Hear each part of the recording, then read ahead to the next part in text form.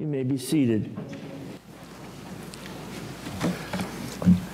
The gospel lesson for today is from St. Matthew's Gospel, the 22nd chapter, beginning at the 15th verse. Then the Pharisees went and plotted to entrap Jesus in what he said. And so they sent their disciples to him, along with the Herodians, saying, "Teacher, we know that you are sincere and teach the way of God in accordance with truth and show deference to no one, for you do not regard people with partiality. Tell us then, what do you think? Is it lawful to pay taxes to the emperor or not?"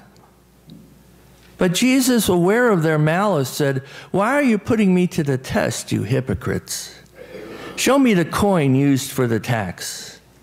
And they brought him a denarius. And then he said to them, "Whose head is this, and whose title?" And they answered, "The emperor's." Then he said to them, "Give therefore to the emperor the things that are the emperor's, and to God the things that are God's." And when they heard this, they were amazed, and they left him and went away. Here ends the gospel. We join together now in singing. I just had a wonderful thought. Wouldn't it be nice if they started every day of trading on Wall Street with that song?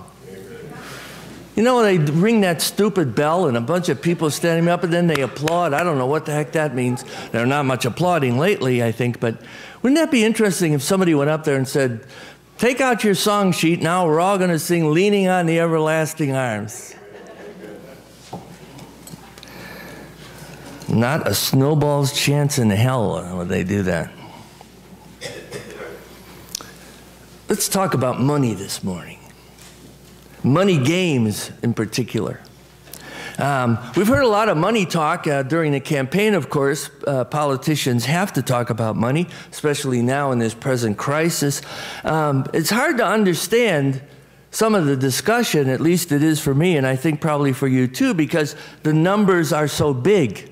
You and I don't deal with numbers like this at all. It's just completely outside our realm of experience. And so when we hear that the economic crisis is going to be fixed with a $700 billion outlay, we say, okay, good. We hope. Then, of course, other people come on talking about money and saying, oh, that's not going to be enough. There's going to be other repercussions, and who knows where it's going to end, and who's going to pay for this, and it goes on and on. And we hear that when the dust clears away, the Iraq-Afghanistan war will probably cost between $3 and $5 trillion. $3 and $5 trillion. How do we explain that kind of money? I mean, how do we even get our mind around that kind of money? By the way, let me interject here that Jesus talked about money more in his stories in Scripture than about prayer. So Jesus didn't leave money out of the mix, as most of us are wont to do, I think. How do we even explain this kind of money? Well, think of it this way. If you had all this money, if you gave away $1 million a day, if you gave away $1 million a day, it would take 2,739 years to give away $1 trillion.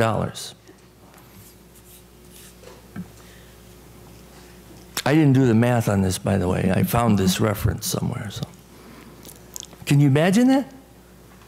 At $1 million a day, that's how long it would take.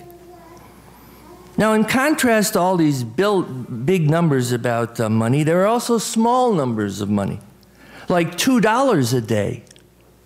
$2 a day is what 3 billion people in the world live on. $2 a day. 3 billion people. You can't even imagine living on $2 a day. I mean, most of us men, when we put our pants on, we find more than $2 left in the pockets. Unless you have someone in your household, a spouse, who goes through your pants pockets all the time. When I was young and single, one time I put on a pair of pants that I hadn't worn since the previous early spring, late winter, and there were 6 $20 bills in the pocket. And I didn't even miss them. Look at the faces on some of these old Yankees. Holy mackerel. 6 $20 bills. What kind of a fool is this guy? And then there's a story. This makes me think of a story. There's a Quaker family living in a neighborhood, and a new family moves in next door, and the moving van pulls up, big, huge moving van. And so the father of the Quaker family goes over to meet the neighbors and to welcome them to the neighborhood. And so as he's standing there, this huge moving van is being unloaded, and he sees tremendous furniture and all kinds of appliances and every cotton-picking piece of technology you can imagine, and clothing and possessions and toys and all this stuff, which he thinks won't even fit in his house. It's being stuffed into this house as this family move in. And finally, the new man shows up, and the Quaker man shakes hands with him and the new family, and he says to them, "I'm your next-door neighbor. I live next door to you, and I want you to know that if you ever need anything, come to see me, and I'll tell you how to get along without it."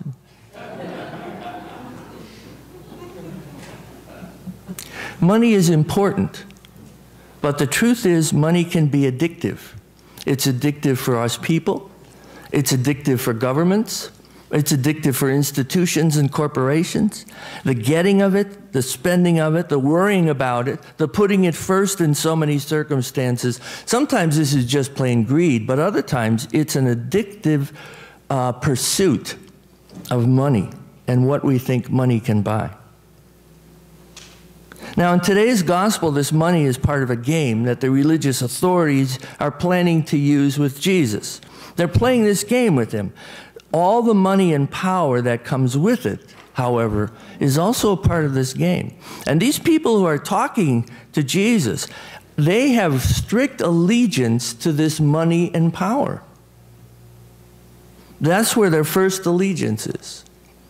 And they're just using this coin thing to try to catch Jesus in something that he could be prosecuted for. The religious authorities rule over the people who came to the temple to worship and pray and call out for God's presence in their lives. That's why they're coming to the temple. They're coming because they need God. There's something in their life, perhaps some crisis, but always in their life they realize they need God.